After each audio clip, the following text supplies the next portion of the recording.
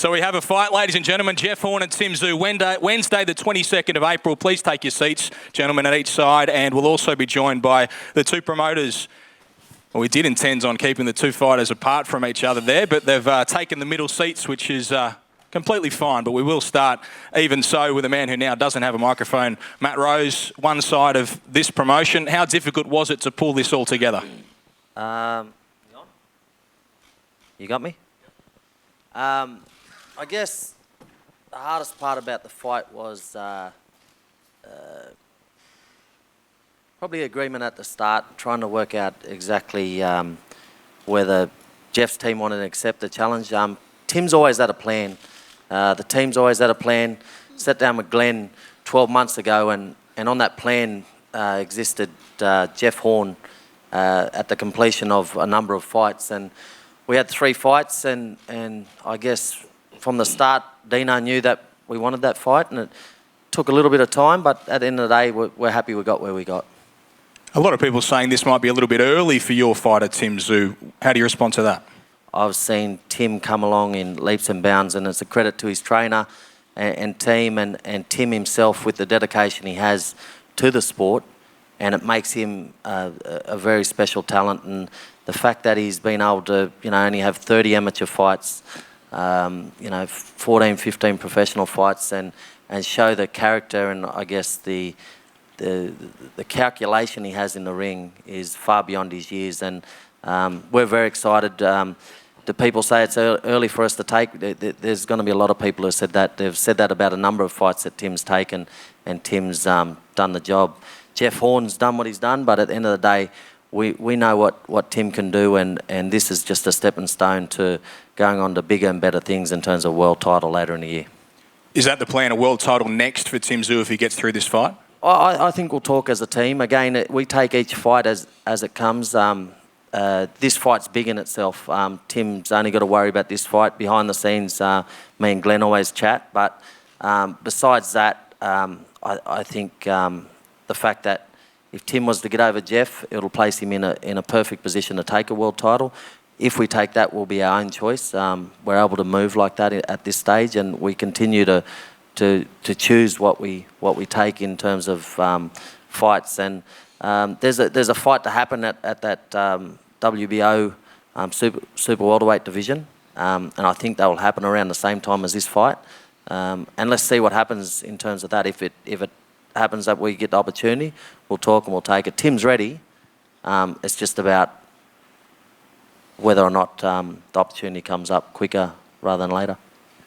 Matt Rose there from No Limit Boxing, and Dean Lonergan from D&L Events is here as well, the co-promoters of this event on Wednesday the 22nd of April. Dean, you've done a number of co-promotions, most notably the Manny Pacquiao fight. How have you found dealing with Matt on this?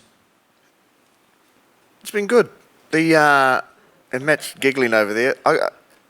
Boxing promotions are never easy because there's always a lot of egos at stake, not only with two promoters dealing with each other, and Matty and myself, and no matter who you're dealing with, it's a business first, but you're dealing with significant egos behind the scenes, and boxers have to have egos to do what they do. They've got to go in with 100% self-belief, and so you're always dealing with that. But on the whole, it's been pretty smooth, and we're here. And we're looking forward to the fight.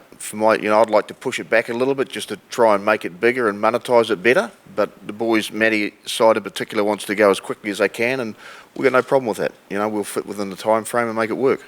The big question is, where is this fight going to take place? Can we announce today a venue? No chance. We're talking to state governments up and down the country and talking to venues up and down the country to try and maximise the opportunity. We think we bring to the table. Between us, a huge amount of media out of Sydney, a huge amount of media out of Brisbane, and a lot of interstate visitation. And each fighter and every fighter that we manage has only got X amount of fights in them. And every time we do a fight, we've got to try and maximise the opportunity. So that's what's happening right now. And in a perfect world, no stone will be left unturned, and we'll just see what happens.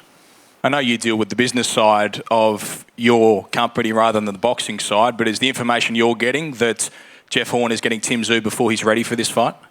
I don't want to say too much, right? Because it's going to upset the other side. And I like Tim. That is the idea. He's a really good bloke. I like dealing with Matt. But the reality is Tim's fought a whole lot of Sydney-level club fighters, And as opposed to Jeff Horn, like Tim's been, let's put it in rugby league terms because Sydney siders firmly understand that. When you're playing at under 18 level, it's easier to stand out. We're now stepping up to State of Origin, where Jeff's been performing for the last 3 years. So it's going to be interesting to see how we go when the pressure really comes on. And the pressure comes in a huge amount of different areas. One, Tim's going to start making some money he's never made before. That's going to be a factor. Two, the media attention is going to be enormous going forward for this particular fight. And three, when you get in the ring, people are going to start to understand that, this is Tim Tszyu getting in the ring, not Costa Tszyu, which I think a lot of Sydney siders are making the mistake because they look alike. And we're up against a guy who really knows how to bring the pressure and will bring the heat. And Michael Zarafa found out that when we take things seriously, we're very, very hard to beat. So I have enormous confidence in Jeff Horn's ability to put enormous pressure on Tim, both in the lead up to and in the ring. And when the bell goes, the great thing about boxing, unlike rugby league, there's no bludgeon on the blind and hiding somewhere. When you get tired and start getting belted in the mouth, it's fair to say that's when you realise that maybe I've stepped up too quick. Dino, just on that, I remember a player, Greg Inglis, they said wasn't ready for State of Origin, and I don't know what he done in his football career, but he done pretty good. Can't argue, mate. The same State of Origin. This it's is the actually same boxing. in this case, exactly. So with Timmy, he's ready. I mean, people can compare his last name all they want. At the end of the day, he is the son of a legend, and he is I guess at present he has a way to go in terms of winning world titles, but the way he carries himself in the ring, out of the ring, nothing but class. And the thing is, we can look at it. We can look at it either way. We can look at it a way in terms of Tim's not ready, or we can look at it in a way as Tim's willing to take on anything bigger in this country that's happened so far. So we've gone 3 fights, and then there's nothing else to do. There's Jeff Horn. So if we skip Jeff Horn, there'd be that talk all the time that we haven't cleaned out our own backyard. We haven't taken on the best in Australia. So we're ready for the best in Australia. Tim's ready for the best in Australia, and he'll prove April 22nd that he's the best. Don't get me wrong, Matty. I take my hat off to you guys for taking the fight. And, we're going to find out. We can talk all we like. Firstly, Matty and myself are not the ones getting in the ring. So I'm always wary about talking things up too much, because I'm not the one who actually, even though I've got a rough head and have been belted a few times, I'm not getting in the ring for this particular fight. But we're going to find out April 22, or roundabouts. Whenever, of course, this relies on state governments coming back within a certain time frame to make sure we can make this thing work on that date. And like I said, and I think we did a story last week, I tried to sign Tim Tszyu. And I tried to sign Tim Tszyu because I think the guy can fight, and I think he's got some really great attributes, and I agree with everything Matt's got to say. I think he's a fine ambassador for the sport. He's a good-looking young man. He's a son of a legend.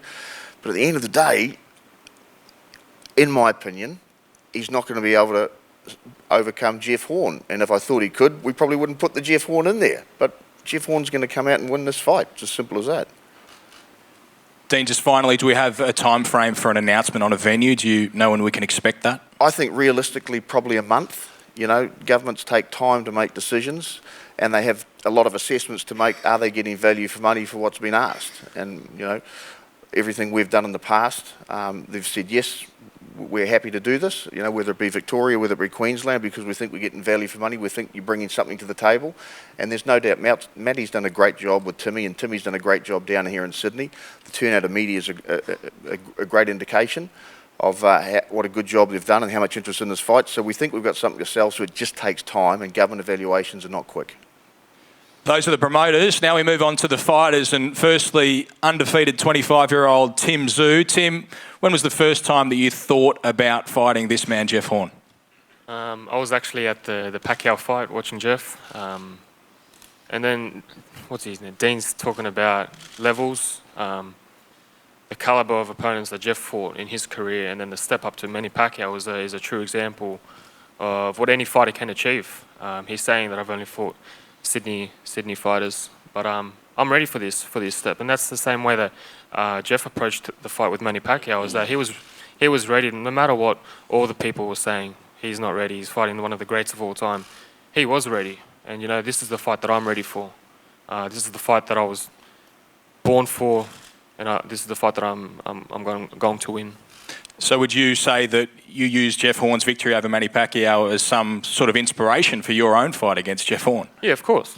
At the end of the day, Jeff Horn, he would have never thought about fighting a Manny Pacquiao, an 8th division world champion. He was at the Manny Pacquiao and Mayweather event, you know. So he would have never thought that he was going to fight against a Manny Pacquiao one day. And look, it did happen. Yes, he did, because he got me as his promoter, and I made it happen. All right, fair enough. Yeah, so you know, he got it done. The fight was happened, and you know, he won. So it is an inspiration, and yeah, it definitely does inspire me to be able to go to that next level. A lot of people say you're not ready. How do you respond? There you go, exactly the same thing. You know, we'll see April 22nd. What happens in this fight, do you think, stylistically? What Jeff Horn are you expecting? You've obviously seen him throughout his career. You saw him against Manny Pacquiao. You've seen bits of the fights against Michael Zarafa. Which Jeff Horn are you getting? I want the best Jeff Horn to come. You know, I'm in this sport to create a legacy, to learn from each fight, to challenge myself, to be able to have a purpose in life, and to be able to keep striving to become better and better and better.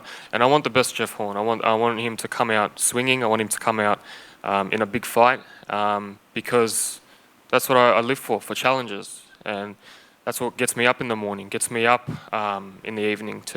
It inspires me to train harder and harder and harder, because the fight is only one thing, but the fight happens outside the ring of 10, 12 weeks of hard work that I push myself day in, day out, and this fight has become a new challenge, a new chapter where I've implemented different things. And I'm learning and learning more and more about myself and how I am as a fighter, and yeah, it's a fun journey. Your father, the legendary Tszyu, now based in Russia. I'm sure you've spoken to him about this fight. What are his thoughts on the Jeff Horn fight? I haven't really spoken to him much. He said we'll speak after, but yeah, we still stay in contact. We try not to talk about too much about boxing. You know, at the end of the day, he's my dad, and we keep it at that type of relationship. Thank you very much, Tim Tszyu. Jeff Horn, former champion of the world. You said you struggled with motivation to get up for the first of the Michael Zarafa fights. We saw that on fight night. What about Tim Tszyu? What sort of motivation does he provide? Look, I learnt my lesson the first time against Michael Zarafa, not to underestimate someone, and I'm certainly not going to do the same thing against him. I'm going to train hard for this fight, because I know what position he's in. He's talking about what shots he wants. He's at the stage of what I had when I fought Pacquiao. So I was at that hungry level of like, I'm going to prove myself, and I'm going to prove to all you guys. I keep talking it, and there's a lot to talk about it, but it's the hard training that comes with it. And by the sound of it, he knows that that's what counts. It's all that hard work, that 10, 12 weeks before the fight, that all counts towards getting that victory on fight night. Do you think you're getting him at an early stage of his career before he's ready for a fight with someone like you? Well, fighting him now is definitely earlier than later. So, yeah, I'm getting him earlier in his career. But, like, as I said, I fought Manny Pacquiao at this stage where he's at, and I fought out of my skin to get that win, so I can't underestimate him. He's a great fighter. He's got it in his blood, and he's going to come out swinging, and he's going to come out hard. So I cannot underestimate this guy. We've seen your toughness in the ring, most notably round 9 against Manny Pacquiao, round 9 against Michael Zarafa the second time around. Do you think Tim Tszyu has that level of toughness? We'll find out, I guess. Look, he's been tough, and he's shown he's tough in fights that I've seen. I've even commentated some of his fights, and always what he's done is very good. But I guess he hasn't never fought at the level that I've fought at. So I guess this is an introduction to him, and we'll see how he goes. And he quite likely could be a world champion or multiple world champion one day and replicate what his dad did, but I guess time will tell. Do you think Tim would be getting this fight and these sorts of fights if his surname wasn't Tszyu? I think so, at least if not now, a little bit later. It's probably given it to him, because I wouldn't have taken this fight if his last name wasn't Tszyu, because I'm not looking at fighters like Tim at the moment. But in saying that, he's doing very well. He's undefeated. He's versed some world-class opponents, and maybe Who's world class? Well, you can ask them. They know the names of them. I know the versed world-class guys. Well, rest in peace, Dwight Cell? Ritchie. Dwight Ritchie was a world-class fighter, rated number 9 in the world. in It doesn't particular, rate that was with the... former world champions like Randall Bailey. No, you Manny said world Pacquiao, class. Manny World Pacquiao. class. All I'm saying is they're not the same level as what No, we're no, talking about. not the same level, but what we said was he world rated? And he was number 9 in the world, and yeah. Denton Vassell? I reckon we need an undercard fight between these two. You should How have seen much some have of you the got? negotiations. They were fun. Jeff, what about a venue for you? It's been documented that you've got a preference for Brisbane. Are you happy to fight anywhere, or are you pretty set on Queensland? Look, I can fight anywhere. Like, I'm not set, but like I prefer obviously Queensland, Brisbane, because it's my home state. It makes it a lot easier. But I'm not the businessman. I don't make the business decisions. That's Dean, and wherever the best place is to go, I'll let him figure that out. Obviously, you're not thinking this way, but what would a loss mean at this stage? No rematch clause this time around. Is there a chance that that would be the end of the road? Possibly. It's a hard climb back up when you lose, and I found that out first time against Michael Zarafa. It was a hard slog back, and I'm still not really back. I don't think to where the position I was before I lost. I was getting offered big world title fights just before that one, and I knocked back, as we were talking about before. But yeah, I guess this would knock me well back again if I was to lose this one. A loss always does. And conversely, a win, what does that do for you at this stage? Look, it sets up a possible world title for the next fight. They're the fights that you want to be in. You want to be at the top of boxing. Boxing's an individual sport, even though you've got a team around you helping you along the way. You're the individual. You're the one that all goes on, and you want the big fights. You want to be the best. It's like any sport. If you don't want to be the best, you're not going to be very good at the sport. So me and Tim, we both want to be the best at what we do, and that's world titles. How does it finish? April 22. Everyone applauding. It was such a great event that it will be. It's going to be a hard contest. I know Tim's going to take it to me for sure, and he has that hunger in him that I had to get that win. And I know it's going to be. We're not even going to see the Tim we've seen in the past. We're going to see a better Tim, and it's going to be extremely difficult to beat him. I know that on the night, and I'm preparing for it. Okay, those are my questions, but we'll throw it open to ladies and gentlemen of the media. If you'd like to shout out a question to anyone who's up the front here, they'll be available for some one-on-ones a little later, but if you want to throw some questions. Dean, what's the dollar value of this fight? Hard to know. Obviously, we run budgets, but it comes down to money through the gate on the venue. I think is going to be pretty good, but it comes down to pay-per-view and how well we publicise the fight, and that's why we're going to do a lot of media down here in Sydney and New South Wales, and Matty's going to take the forward on that, and I think it's reasonable. Like if you have a look at what we did with Horn versus Mundine, I think the overall pie was about 4.4 million, of which they split 50-50. You'd like to think you're going to achieve that level. Maybe more, but, we'll wait and see. Time will tell. 60-40. 60-40 Jeff's way. Matt and myself have had a lot of discussions on this, and I come back to, we did, and I'll open up on some numbers. We did Horn versus Pacquiao. We turned over about $8.5 million through the gate on that fight, and we had 51,000 turn up. So for an Australian thing, that was quite good. I went to the Pacquiao versus Mayweather fight. They had 15,000 people in. They did 75 million through the gate. So the size of the fight with people coming through the gate has got no relevance as to how much money the fight makes. So what we're going to do is work through all the best options. And, I personally, having done arena shows, whether it be Horn Mundine, Horn Pacquiao, or even going back to the days of the Nines, we're at Eden Park, I quite like the ease of a small stadium, like 5, 6, 7,000, but financial considerations come first because, like I said, these guys have only got a short amount of time in the ring. We've got to maximise what they do. So all options are on the table right now. We've presented to a couple of state governments. One of them in particular has come back asking to, represent for a stadium. So we're doing that.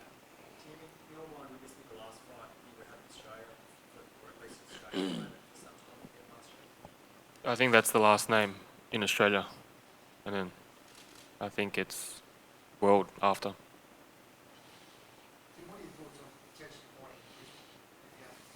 I really don't care. It doesn't bother me as long as we're in a ring with some gloves, with neutral judges and ref. That's all that matters.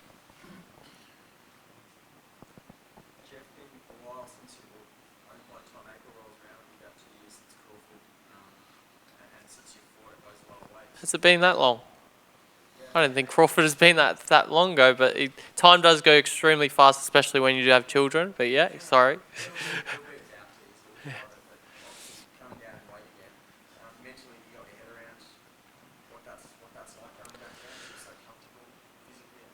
Yeah, look, I am very comfortable and made middleweight very easily, but I'm going to have to work a little bit harder to make a super welterweight.